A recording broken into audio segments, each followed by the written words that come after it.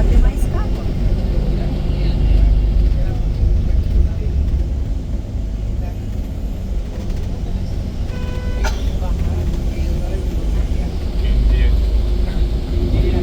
Indieni de ăștia sexy, cu porțile alea pe afară, ca un ăla decupat pe aici și porțile alea le curg.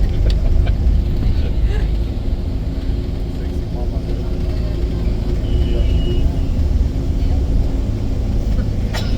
Uite mă, bloc, în sfârșit bloc.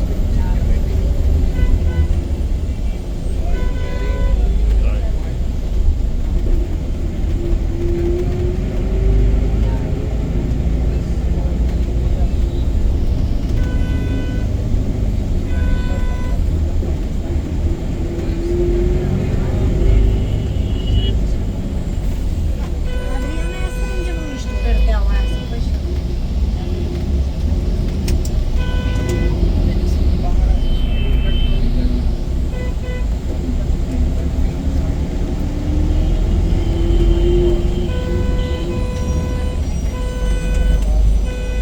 Lasă-o, mare, da.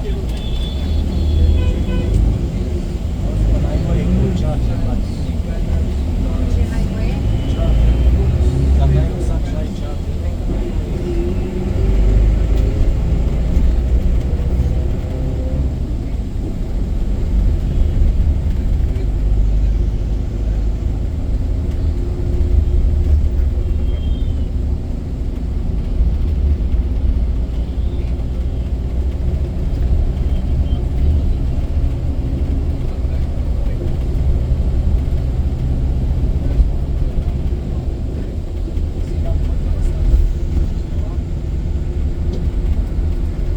Deci, pentru mâine, atenție, vă rog, o să avem plecarea de la hotel la 5 dimineața. 5 și 15 minute ne întâlnim jos la recepție.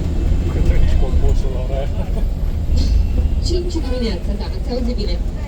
O să mergem către Taj Mahal. O să fie un drum de 15 minute. O să ajungem în Pakare, la împacarea Taj Mahalului. Și de acolo o să luăm niște mașinuțe foarte mici, pentru că nu este voie să mergem foarte aproape de Taj Mahal cu mașina, cu nimic altceva decât cu aceste mașinuțe mici.